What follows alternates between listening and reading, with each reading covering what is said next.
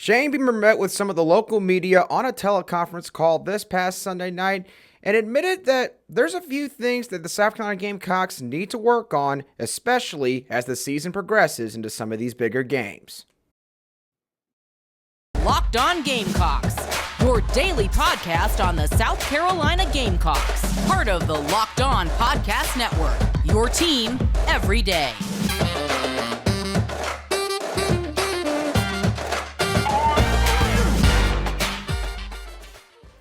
Hello, Gamecock Nation, and welcome back to the Locked On Gamecocks podcast, your show for daily headlines and potential storylines on your favorite South Carolina Gamecock sports teams. I'm your host, Andrew Lyon, and as always, thank you all for making the Locked On Gamecocks podcast your first listen every single day. We are free and available on YouTube and wherever you get your podcasts daily, so be sure to subscribe on YouTube and also follow us on that audio podcast app if you want future notifications and alerts on all of our new shows with the Locked On Gamecocks podcast. So, for today's show, we're going to be recapping some of Shane Beamer's comments that he had on his Sunday teleconference call with some of the local media here in the Columbia area. And after I finish going over my takeaways from some of these comments, I'm going to give y'all 3 bold takes that I have for the rest of the 2022 football season after what I witnessed in this first game against the Georgia State Panthers. That's going to be the roadmap for today's show. So let's go on ahead and get on right into it with Shane Beamer's teleconference. Now, I do want to mention real quick, all the sound bites that are going to be in today's show are courtesy of Phil Kornblut of Sports Talk Media Network, who reposted the teleconference call on his website at, I believe, sportstalksc.com if you want to listen to the entire thing. So, first of all, regarding some of the injuries from the Georgia State game, offensive tackle Jakai Moore and safety Roderick seem like they are up in the air for the Arkansas game, as Jakai Moore's injury was, quote, more serious than originally thought, according to Coach Beamer, and Roderick's arm injury will have to be taken day by day, essentially, during the week based on what Coach Shane Beamer said. He did also state that they are hopeful that running back Christian Beal-Smith will be good to go for the Arkansas game, but of course, this will depend on how he's feeling in practice, and admittedly, even if Christian Beal-Smith is cleared to play against Arkansas, I don't foresee him going out there and getting like 20, 15 plus carries. I think they would, of course, try to slowly work him back into this rotation. But after what we saw this past weekend, I think it'd be fair to say that it would be nice to have Christian Beal-Smith as an option in South Carolina's running back room. So let's look at Shane Beamer's first comment, which I took note of from this teleconference, which was when he was asked if there was anything he learned Saturday night that he didn't know about his team until they played their first game against Georgia State. And Coach Beamer referred back to the adversity his team fought through in order to defeat a good Georgia State team in Williams-Brice, especially the new guys who had to play on Saturday night. Take a listen to what he had to say here. You feel like there's any? You mentioned last week not knowing how your team would react in certain situations or how you would react. Is there anything you feel like you learned about your team last night that maybe you didn't know going in and had to just get to a game to actually see and learn? Yeah, I mean, you never really know just how your team is going to handle adversity, and we knew that was coming in coming at some point, and it would have been very easy for us. You know, I'm sure a lot of people, and I don't know, maybe our players thought that when at halftime this thing was going to be in hand, and I knew that we were going to be in for a battle last night. And hopefully our players, knew that as well. But until you're actually in that moment, you don't know how you're going to react. And, there's all this excitement about the game last night and everything in the stadium. And then we go into halftime and it's a dogfight. And then we throw an interception on the second play of the second half. It would have been very easy at that point for people on the team to start, bickering, for the players to play tight and afraid of making mistakes, and we didn't. It's kind of like, all right, we're built for this, and let's go respond and keep attacking. And that was good to see, because until you're actually in that, you don't know. And I don't mean to say that we've got all the problems solved, because we're going to certainly, face adversity on the road this week, and we're not going to be in our home stadium with 83,000 or 80+ thousand people, cheering for us. It's going to be a different environment, so we've got to handle that well. But I did learn that this is a team to have that many young guys out there handled it well. And then the other thing I'd say too is just to have so many young guys out there in some critical situations. Kawan Banks, Stone Blanton, had a nice drop in coverage on a 3rd and long they had. They ran 4 verticals and he was there. We were in 3 deep and they had a good call against what we had, and Stone made a nice play and Gilbert Edmonds, not a young guy, but he did a nice job rushing the passer last night, and Juice Wells in his first game action. So being able to see how some of these new guys responded, they responded well last night, and the moment wasn't too big for them. And that is what Coach Shane Beamer had to say regarding what he learned about his team from this first game. So my main takeaway from what Coach Beamer said here, some people from the fan base and a lot of people from outside of this fan base don't understand how good of a team Georgia State is and will be this season. I mentioned it in sort of my Georgia State wrap-up show just yesterday that I think Georgia State is a team that could potentially win 9 or more games this year. And I think that the fact that they are Georgia State and considering the logo that they have, the conference that they play in, I think that all those facts are sort of clouding people's judgment and thoughts on this game. Again, especially people from outside of the fan base for South Carolina. Obviously, the win was ugly, but one thought that we should all keep in mind here, the team from last year would probably lose this game against Georgia State, or at the least be in an absolute dogfight at the very end. And we didn't play a complete game, but yet we still did find a way to win by 21 points, which should not get lost in the shuffle here. And for the team to not let things snowball in this game shows, in my opinion, overall growth in the locker room from a culture and mentality standpoint, which is more impressive when you consider all of the quote-unquote new guys that we had out there. For the freshmen especially, I think it's fair to say the staff has gotten a lot of hits on the defensive side of the ball from this past year's recruiting class. We may have gotten a glimpse in the Georgia State game of what this defense is going to look like in the future with guys like Nick Emenworry, Stone Blanton, DQ Smith, and a few others leading the charge there out of that young group. Now, another question that was proposed to Shane Beamer regarded how coaches are either coaching or allowing it to happen in terms of in-game habits that some of these guys have in practice. And so he was asked what he thought the coaches could do to try and correct some of these mistakes going from week 1 into week 2. And while admitting that the way in which you teach players could affect how much they retain that information, Coach Beamer made sure to emphasize that every team has issues that they're dealing with after week 1. So here's what he had to say regarding all of this. Hey, Shane, you're kind of talk about either coaching it or allowing it to happen. What can you guys do as coaches to kind of clean some of that stuff up as you go from week 1 to week 2? I think we just, we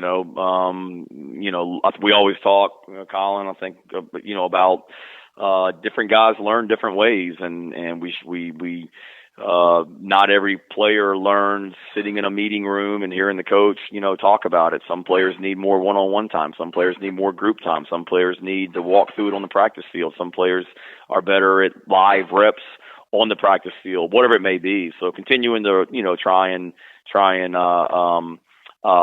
be better teachers.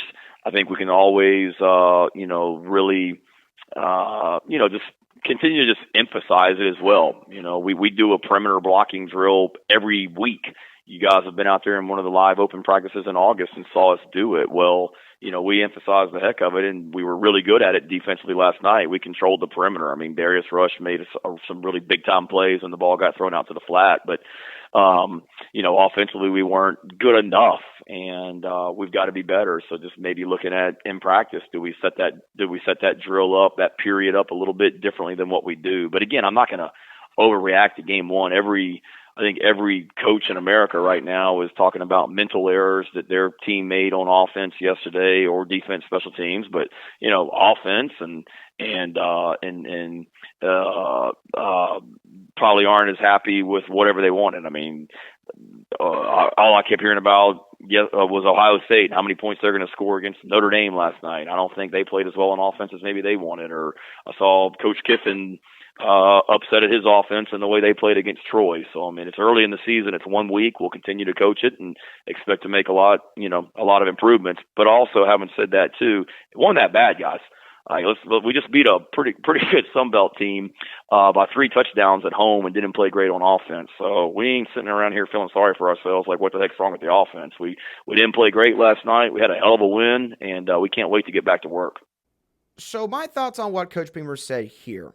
Coach Shane took the coach's high road, so to speak, with this answer, but he is right on about what he said about how guys learn. In lieu of our fandom, we sometimes forget that not everything in a football program is linear in terms of how long it takes before some players can contribute, how long it may take before guys can handle the physicality of the SEC schedule. The point is, we sometimes get carried away in thinking that all of these guys think and act and learn the same way, and their growth curve is basically the exact same. But that's not always the case, and it's just not the way that humans work overall. Now, with what Shane said regarding the mistakes that his team made this past Saturday, that did come off as a little bit defensive, even though he seemed to try to make the point that, not everything is as bad or as good as it seems, which is true. And, of course, there are plenty of other teams that do have their own share of issues after week 1. But I think that his defensiveness does come from the fact that he does want to see more out of this offense. I think Coach Beamer understands that there is some clear issues at a couple of different spots. And while some of them, of course, are correctable, there are others that have remained consistent trends in this offense from last year all the way into week 1 against Georgia State, the game that we watched this past weekend. So I think that that's where some of this defensiveness comes from. I don't think, of course, that he's upset about the reporters asking him those questions. I think it's more so the fact that he knows that there's a reason why they keep asking these questions, because this offense has to do better. And so I think that's sort of why Shane responded the way he did in regards to trying to correct some of the mistakes from week 1 heading into this week 2 matchup against Arkansas. And speaking of Arkansas, he had a few opinions on what exactly it is South Carolina will need to probably do in order to try and defeat the Razorbacks in Fayetteville this coming Saturday. What was it that he said? Well, I'll get into all of that in just a few moments, but before I do so, I do need to pass along a message from our sponsors for today's show in Underdog Fantasy, the fantasy app that's the easiest to play and where you can spice up your college football season. The thing that makes Underdog Fantasy different from all the other fantasy apps out there is the amount of focus and attention they have put towards their fan user-friendly experience. I was able to go on their app and navigate between all the diverse pick'em options that they have, not just for college football, but for many other professional leagues as well, like the NFL, Major League Baseball, and many others. If you don't take my word for it, then take Mark Cuban's, Kevin Durant's, and Adam Schefter's word for it, as they have all personally invested in Underdog Fantasy. And the best part about joining Underdog Fantasy is that when you sign up with the promo code LOCKEDON, Underdog will double your first deposit up to $100, meaning if you deposit $100, they will match that for free. So go to UnderdogFantasy.com or find the Underdog Fantasy app in the App Store or Google Play Store. Again, that's Underdog Fantasy with the promo code LOCKEDON. Get in on the college football pick'em action today.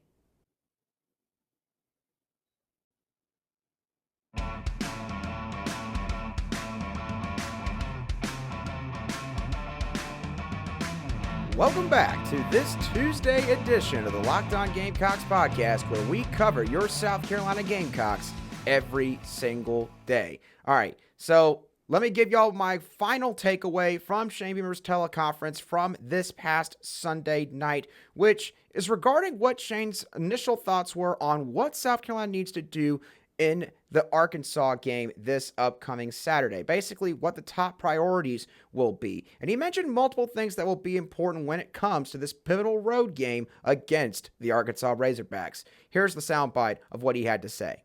Hey, Coach. What's the top priority as you're starting your week scouting Arkansas? What are you, looking at to prepare first?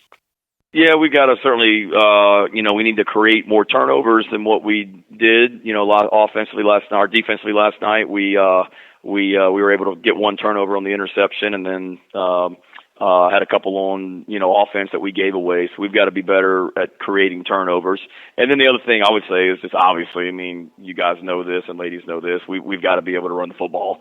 If Arkansas or any team, Georgia State, South Carolina State, Arkansas, Georgia, they're able to make us one-dimensional or make any team one-dimensional, it's hard to call plays that way. So we've got to find a way to run the ball and continue to work on stopping the run as well. And again, we've got one game of our body of work right now that we can look at and say, okay, here's kind of where we are. Here's some warts that maybe showed up that we didn't anticipate, that we've got to, maybe have a better answers for as far as what we're doing, offense, defense, and special teams, and we got a better idea about our personnel. So it'll be a big challenge, but we're excited to get to work.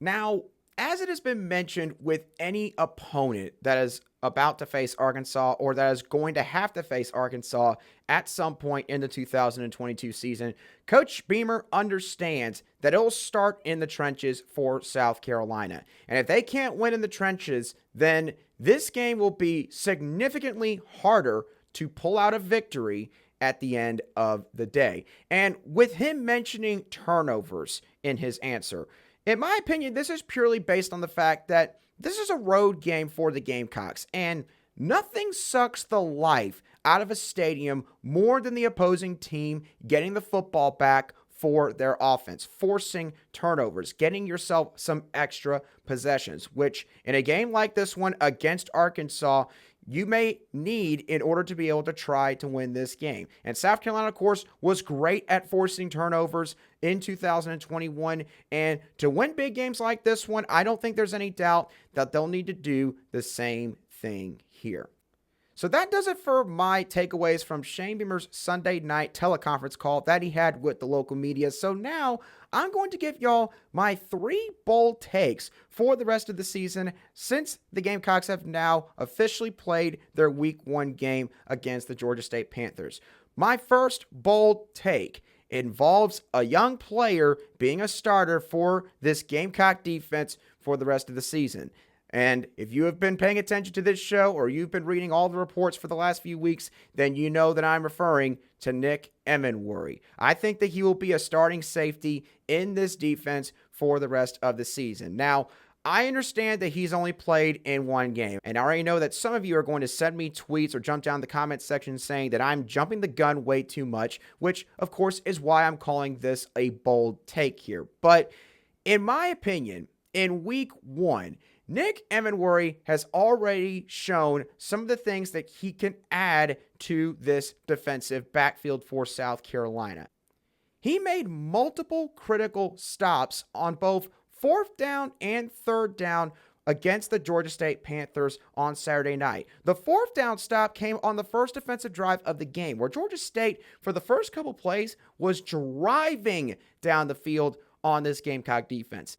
And in that same drive, Roderick would go down with his right arm injury, would have to come out of the game, and of course would not return. So Nick Emenworry was the first guy that the coaches called upon and sent him out there. And on 4th down, the Panthers decided to try to run the ball on a 4th and short, and Nick Emenworry was one of the guys that ran into the hole, met the running back, and helped to stop the Georgia State Panthers from converting and continuing their drive, thus getting the Gamecock offense the football. That was a big play in that game and something that completely stalled the momentum that the Panthers had built up on the first drive of the game.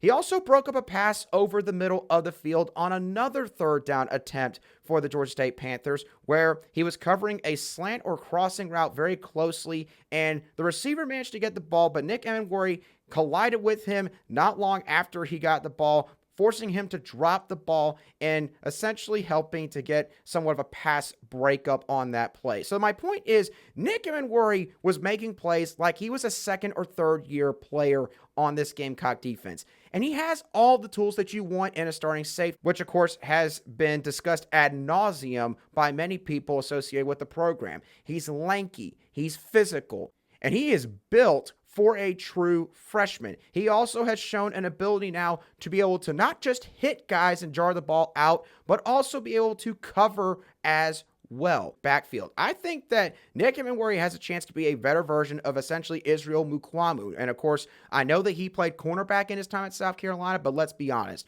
The majority of the fan base that really understands football, I think, could tell that Israel probably belonged at safety more so than he did at cornerback. But of course, that is a completely separate discussion regarding all of that. The point is, I think that Nick Emenwari has a high ceiling. I think that he doesn't play like a true freshman in terms of his awareness and his IQ, and I think that he has all the physical tangibles that you could want, to where even if RJ Roderick comes back, which hopefully, of course, he will from this arm injury he suffered, I think that Nick Emenwari just provides a little bit more on the field than Roderick, and I think that he should be the guy out there, and he will be the guy at safety. At least that's my bold take regarding that. My second bold take for the rest of this season, I think that Marshawn Lloyd is going to have a game this year where he gets 100 yards rushing and 75 receiving yards as well. Lloyd showcased a lot of what he looked like prior to his ACL injury back in the 2020 fall camp for South Carolina. He was very explosive against the Panthers, to the point where he even hurdled a defender, and in my mind, he looked like he could literally walk on air if he wanted to on that same play. He was also very powerful in his upper body as he stiff-armed multiple Panther defenders in order to be able to keep going laterally towards the sidelines on some of these outside runs. And he also showed, of course, his quickness with his feet. He managed to get a few extra yards because of his agility and just how quick he is with his footwork. I don't think there's many defenders that, quite frankly, can move their feet as quickly as Marshawn Lloyd. And against the Panthers, he had 30 rushing yards and 31 receiving yards, which was a pretty even stat line, and it could have probably been higher if he had gotten a little bit more help. But again, we've touched on all that, and we're done with that part. South Carolina does have some games against teams like Charlotte, South Carolina State, Missouri, and Vanderbilt, where the defensive play from those teams more than likely is not going to be very good. And despite the fact that he shares the rushing load in the backfield with guys like Juju McDowell, Christian Beal-Smith, and even Jaheim Bell apparently this season, I do think that Marshawn Lloyd can definitely accomplish this mark at least one time in 2022. And of course, I got one final bold take for the 2022 season regarding one of South Carolina's receivers and his reemergence in this offense. And I'll touch on all of that in just a few moments. Welcome back to the final segment of today's show of the Locked On Gamecocks podcast, where we cover your team every single day in just 30 minutes. All right, my final bold take for the rest of the 2022 season after week one's completion. I think that Jalen Brooks will be a top 3 receiver in terms of receiving yards for the Gamecocks this season. Jalen Brooks was probably the biggest surprise of the night for the Gamecocks against the Georgia State Panthers, nabbing 4 receptions for 88 yards in the game.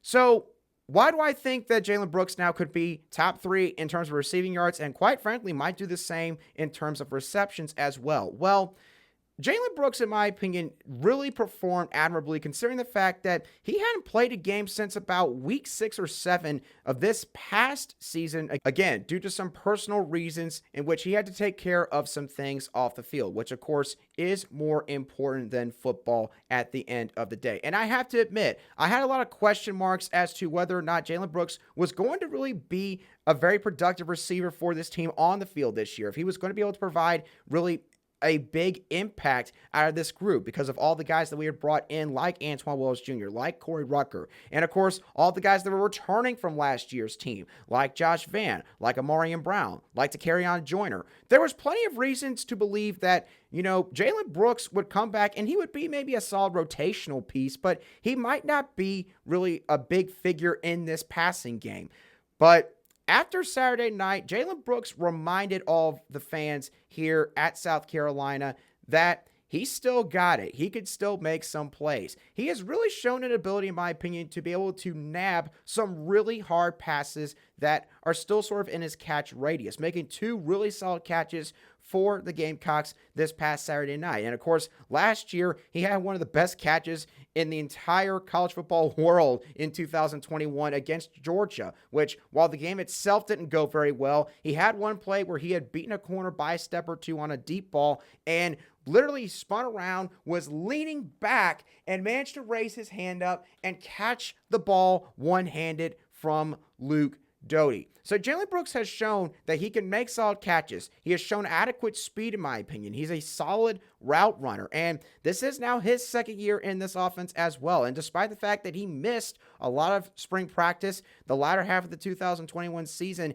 it seems like that has not really slowed down Jalen Brooks' progression in this pro-style passing attack. So with that bearing in mind, and considering the fact that a couple of these other guys didn't really step up a whole lot on Saturday night, again, I understand that it was week 1, but I now believe that Jalen Brooks could end up being a bigger part of this passing attack than I originally thought heading into the 2022 season. So, what are y'all's thoughts on what Shane Beamer said at his teleconference on Sunday night regarding what needs to be corrected for this team going forward? What his thoughts were about the Arkansas game? And lastly, what are your thoughts on my bold takes for the rest of this season going forward? Do you think that Jalen Brooks could be a bigger part of this receiving game? Do you think Nick Emenwari has officially become one of South Carolina's 2 starting safeties in this defense, and he'll hold that role for the rest of the year? And what about Marshawn Lloyd's ability to maybe help out in the passing game and the rushing game as well? Do you think that he could have a big game, both rushing and receiving, at some point in 2022?